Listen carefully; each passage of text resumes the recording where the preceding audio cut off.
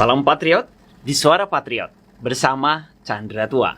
Tema kali ini yang kita angkat adalah Tiongkok telah memasuki model hitam dan putih terbalik. Indonesia semoga tidak tertular budaya PKT. Ini menarik kita simak lebih dalam karena banyak pandangan dan berita-berita yang mengungkapkan Tiongkok sudah sangat maju, teknologinya canggih dan sudah menyaingi negara adidaya Amerika Serikat. Namun perlu ditelusuri bagaimana kehidupan di tengah masyarakat Tiongkok. Apakah kemajuan secara fisik itu dibarengi dengan kemajuan moral masyarakatnya? Bagaimana kehidupan masyarakat pada umumnya di sana? Jika kita lebih memahami kondisi di sana, mungkin kita akan kembali berpikir hidup sederhana dan bermoral pastilah lebih bahagia. Di Tiongkok, mereka yang berhutang upah tidak masuk penjara. Tapi yang menagih upah dalam rangka membela haknya harus masuk penjara. Mereka yang membongkar paksa rumah orang lain tidak masuk penjara. Tetapi mereka yang mempertahankan rumah sendiri harus masuk penjara. Mereka yang melakukan KKN tidak masuk penjara. Tapi bagi yang meminta pejabat untuk mengumumkan terbuka harta mereka harus masuk penjara. Mereka yang membuat kasus malpraktik tidak masuk penjara. Namun pengacara hak asasi manusia harus dipenjara. Mereka yang membuat makanan beracun tidak dijebloskan ke penjara. Tapi yang mengungkap kebenaran harus masuk penjara. Mereka yang korup tidak masuk penjara. Dan mereka yang melaporkan dan menyingkap kejahatan harus mendekam dalam sel. Tidak diragukan lagi bahwa Tiongkok telah memasuki sebuah model pemerintahan di mana hitam dan putih serba terbalik. Contoh pertama, pekerja migran menagih upah secara kolektif dipenjarakan. Menurut laporan kantor berita Xinhua pada 6 Februari 2021, akun urusan pemerintahan di kota Hezhou, Provinsi Gansu, menerbitkan artikel mandor mendaki tower crane untuk meminta upah ditahan selama 10 hari. Artikel ini mengungkap kasus mandor proyek bangunan memanjat menara meminta upah dan disidik oleh polisi pada 5 Februari. Menyatakan bahwa Badan Keamanan Publik akan mengambil sikap nol toleransi untuk menindak aksi ilegal menuntut upah dengan niat jahat melompat dari gedung atau tower crane atau perilaku kekerasan ekstrim akan ditindak sesuai dengan hukum yang berlaku. Menindak keras perilaku berniat jahat seperti pengumpulan massa menuntut pembayaran upah proyek dan pembayaran material dengan dalih tunggakan upah pekerja migran. Contoh 2, seorang wanita berusia 70 tahun masuk penjara lantaran membela rumah dan halamannya.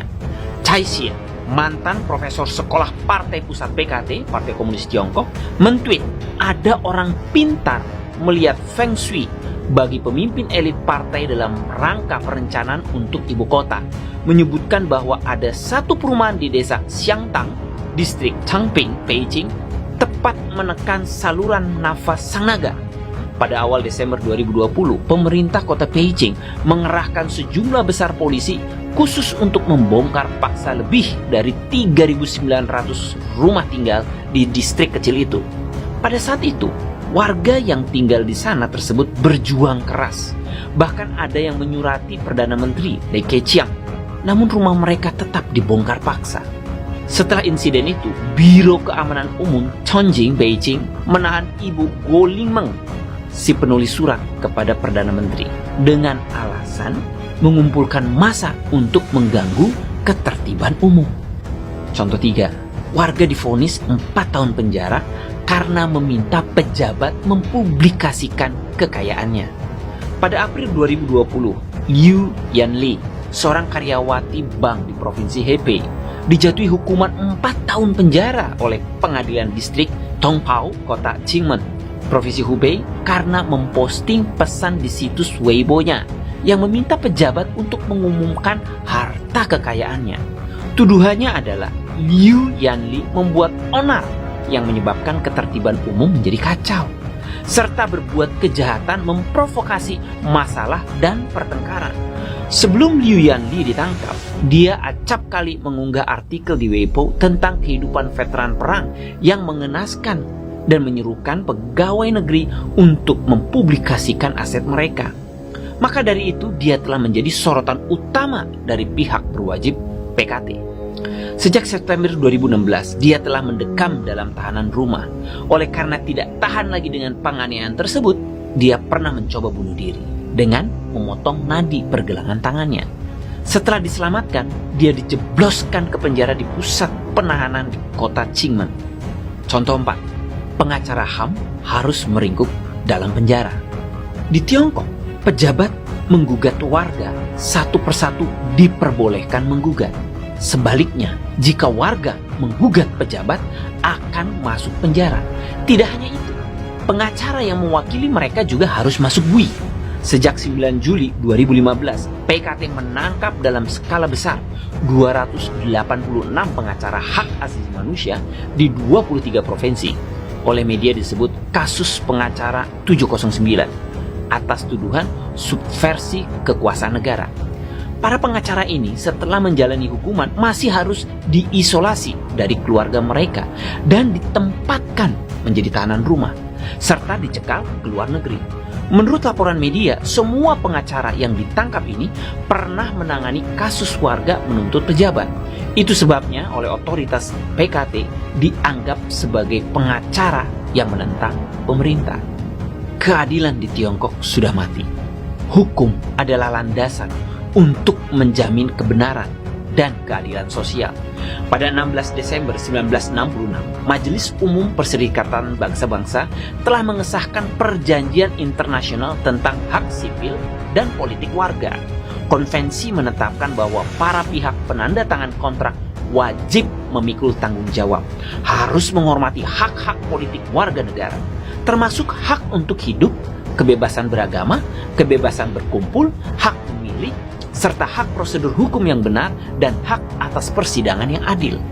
Pemerintah PKT secara resmi telah menandatangani konvensi itu di Markas Besar Perserikatan Bangsa-Bangsa di New York pada tanggal 5 Oktober 1998. Namun karena banyaknya konflik antara konvensi dan hukum Tiongkok yang saat ini berjalan, Dewan Negara RRT belum mengajukan proposal dan Kongres Rakyat Nasional pun belum bisa menyetujui konvensi tersebut.